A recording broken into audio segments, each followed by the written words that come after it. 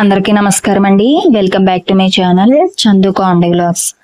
రావి చెట్టు ముందు దీపం పెడితే ఎలాంటి ఫలితాలు ఉంటాయి, అసలు రావి చెట్టు దగ్గర మనం దీపం పెట్టేటప్పుడు ఎలాంటి తప్పులు చేయకుండా ఉంటే అద్భుతమైన ఫలితాలు ఉంటాయి అన్నది వీడియోలో చెప్పుకుందాం.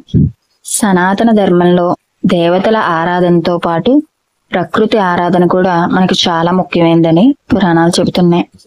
ప్రకృతిలో అనేక మొక్కలు చెట్లు చాలానే ఉన్నాయి. కాకపోతే వాటిని భగవంతుని రూపాలుగా పూజిస్తూ కొలుస్తూ ఉంటాం మనం. అలాంటి పవిత్ర వృక్షాల్లో రావి చెట్టు కూడా ఒకటిగా చెప్పుకుంటూ ఉంటాం.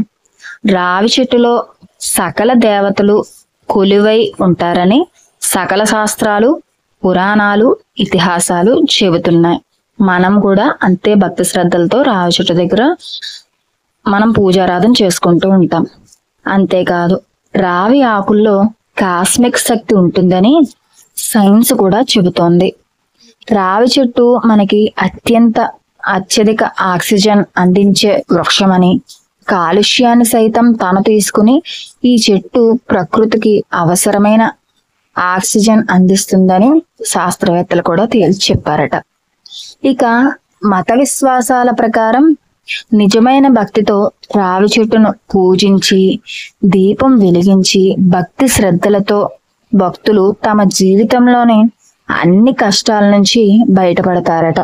అయితే రావి చెట్టు కింద దీపం వెలిగించడానికి నియమాలు, ఆచారాలు ఉన్నాయి.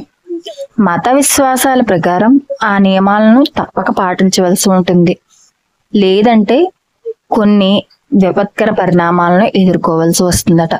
అసలు ఎటువంటి నియమాలు పాటించాలి, దీపం ఎలా పెట్టాలి, పెడితే ఎలాంటి ఫలితాలు ఉంటాయన్నది ఇప్పుడు చెప్పుకుందాం.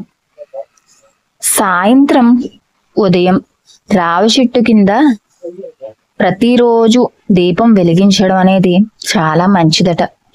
ఎవరైతే ప్రత్యేక సందర్భంలో రావి చెట్టుకు 7 సార్లు ప్రదక్షిణలు చేసి భక్తి శ్రద్ధలతో దీపం వెలిగించి పూజారాధన, దీపారాధన చేసుకుంటారో వారి ఇల్లు ఎప్పుడు సుఖ సంతోషాలతో, ఆయురారోగ్యాలతో, ఐశ్వర్య సంపదలతో తొలతూగుతూ ఉంటుందట. శనిదేవుని అనుగ్రహం కూడా లభిస్తుందట. అంటే మనకి శని దోషాలు గాని, గ్రహస్థితి దోషాలు గాని ఉన్నప్పుడు ఈ రావి చెట్టు దగ్గర మనం 7 ప్రదక్షిణలు చేసి దీపారాధన చేసినట్లయితే మనకి ఉన్నటువంటి సకల దోషాలు పోయి అద్భుతమైన ఫలితాలను లభిస్తాయట. ఉదయం, సాయంత్రం రావి చెట్టు ముందు దీపం వెలిగించడం చాలా మంచిదట. అయితే దీపం వెలిగించి మనం పూజారాధన చేసుకోవడానికి రాత్రి సమయం అశుభంగా పరిగణిస్తారు. అందుచేత రాత్రిపూట రావి చెట్టు ముందు దీపం అస్సలు పెట్టకండి. దీపం వెలిగించడం వల్ల దుష్ఫలితాలు ఉంటాయట. కాబట్టి రాత్రిపూట ఎట్టి పరిస్థితుల్లో దీపం వెలిగించకండి. అయితే ఆవ నూనెతో దీపం పెట్టడం వల్ల ఎలాంటి ఫలితాలు వస్తాయో చెప్పుకుందాం. రావి చెట్టు ముందు దీపం వెలిగించేటప్పుడు ఆవ నూనె దీపం మాత్రమే వెలిగిస్తే మనకు ఉండేటువంటి సకల దోషాలు పోయి శుభ ఫలితాలు కలుగుతాయట.